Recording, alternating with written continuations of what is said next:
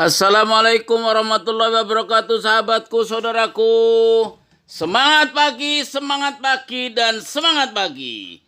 Teruslah menginspirasi dan hiduplah dengan berkelimpahan nikmat ilahi. Iya, subscribe dulu sebelum Anda menontonnya. Oke, sahabatku. Ketemu lagi di channel Entrepreneur College. Kita akan ngomong-ngomong lagi soal satu berita baru yang ada di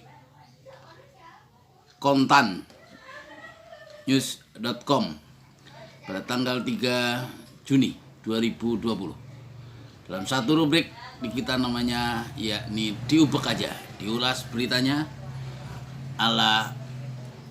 diulas berita ekonominya ala orang-orang jalanan. Nah, seperti saya, karena saya bukan ahli ekonomi, saya tidak punya latar belakang akademik ekonomi, tapi saya punya pengalaman bagaimana menjadi pelaku ekonomi, sehingga saya punya komentar-komentar tentang bagaimana ekonomi. Yang hari ini saya angkat tentang satu berita kontan tanggal 3 Juni 2020 yang lagi hot, yakni tentang mobil listrik.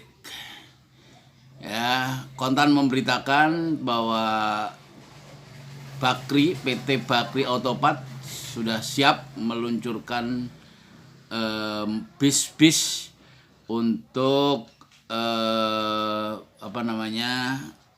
dipasarkan. Dan Pemda DKI untuk kepentingan Transjakarta sudah siap mengorder, dan pasar-pasar otomotif bis ya maupun otomotif jenis-jenis mobil keluarga dan seterusnya. Artinya pasar bis, pasar mobil, pasar otomotif itu sangat-sangat terbuka, karena mengingat kita penduduknya sangat besar. Ya, bahwa ini satu peluang di masa yang datang tentang sebuah bisnis berteknologi, karena kita akan menjadi sebuah negara dengan teknologi listrik yang modern, maju. Saudaraku, sahabatku, ulasan saya adalah bahwa di berita kontan ini satu hal yang sangat menarik. Menurut aku ini satu alternatif peluang bisnis, selain juga ini sebuah tanda kemajuan sebuah negara, tanda kemajuan satu kota, karena teknologi listrik ini, mesin atau mobil berbasiskan listrik ini nanti sudah akan tentu ramah lingkungan. Jadi nanti akan ada stasiun bis yang kita akan ngecas di stasiun itu, karena bis atau mobil itu dasarnya adalah baterai. Dan kita tahu bahwa Indonesia sekarang sedang menjadi primadona dunia dengan nikel. Semua tahu nikel adalah bahan utama dari baterai. Ya, ketika Indonesia beberapa waktu lalu Presiden Jokowi menyetop nikel untuk Eropa itu goncang ganjing. Karena apa? Karena industri nikelnya bisa terhenti gara-gara tidak disuplai lagi pasokan bahan namanya nikel. Nikel itu satu tambang yang di Indonesia itu hari ini menjadi primadona di dunia pertambangan dunia. Bahkan kalau dulu kita kenal Freeport itu adalah nomor 1 di dunia tentang pertambangan emas. Hari ini Freeport sudah makin habis karena tambang Grasberg sudah makin berkurang, ya. Tapi sekarang menjadi masih menjadi nomor 2 di dunia itu untuk tambang emas lewat Freeport yang di Papua. Saudaraku, bahwa hari ini tambang nikel itu Indonesia adalah nomor 1 di dunia. Ya, cuman selama ini beberapa puluh tahun dengan pemerintah sebelumnya, kebijakannya kita boleh ekspor dalam bentuk mentah. Nah, itulah sekarang sama Presiden Jokowi di era yang kedua ini, pemerintahan Jokowi yang kedua ini akan menyetop seluruh ekspor nikel kecuali dalam bentuk jadi atau setengah jadi. Nah, makanya itu beberapa yang lalu pasar Eropa sempat heboh karena industri baterai, industri nikelnya ini semua akan terancam gulung tikar. Sangat strategisnya Indonesia dalam penyiapan bahan-bahan baku baterai ini. Kita tahu semua bahwa ke depan dengan teknologi listrik yang makin maju di mobil, di elektronik, semuanya sangat-sangat membutuhkan yang namanya nikel ini.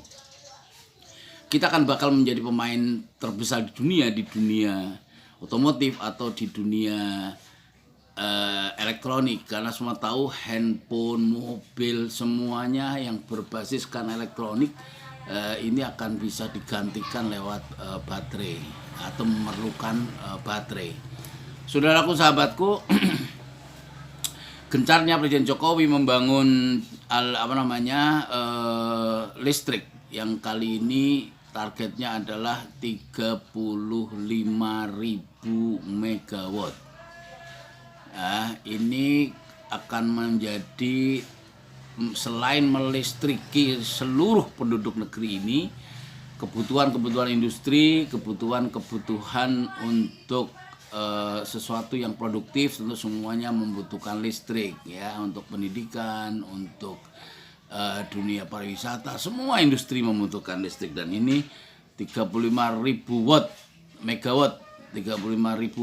megawatt yang disiapkan oleh Jokowi. Mudah-mudahan ini akan bisa menjadi jawaban teknologi masa depan, karena kita dengan adanya nanti mobil listrik yang semuanya nanti robot dan sebagainya, industri mesin-mesin semuanya akan ini semua akan menjadi ramah lingkungan. Dan mobil motor ya, kita tahu selain ramah lingkungan,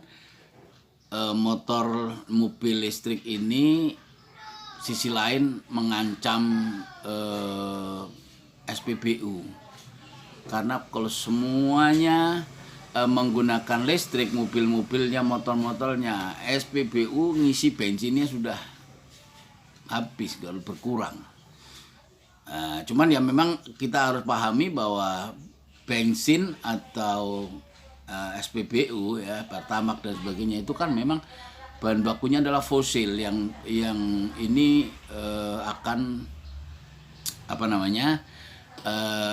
harus diperbarui ya.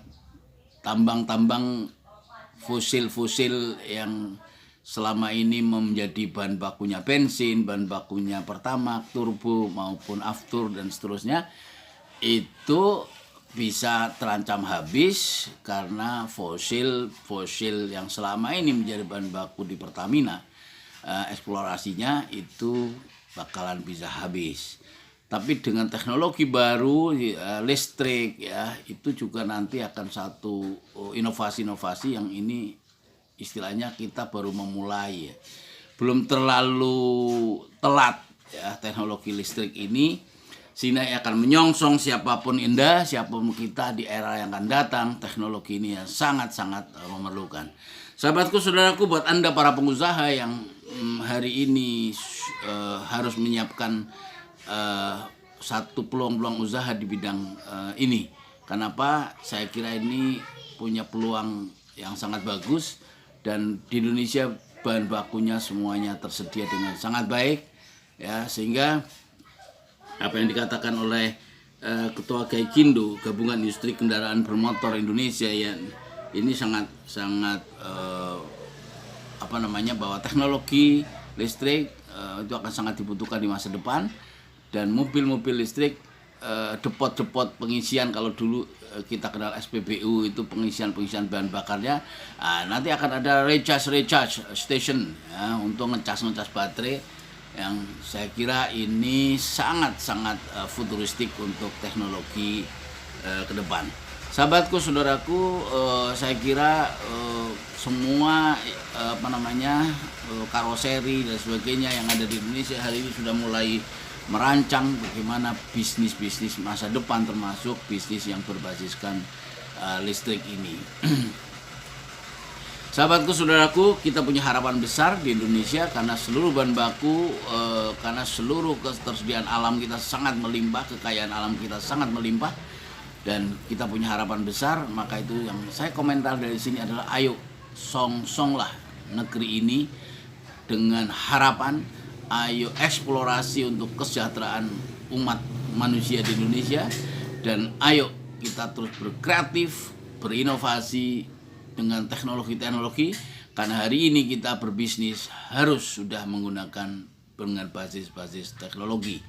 Sahabatku, saudaraku, ya, inilah saya kira komentar ala orang-orang jalanan seperti saya tentang sebuah teknologi atau peluang baru di bidang industri otomotif berbasiskan listrik.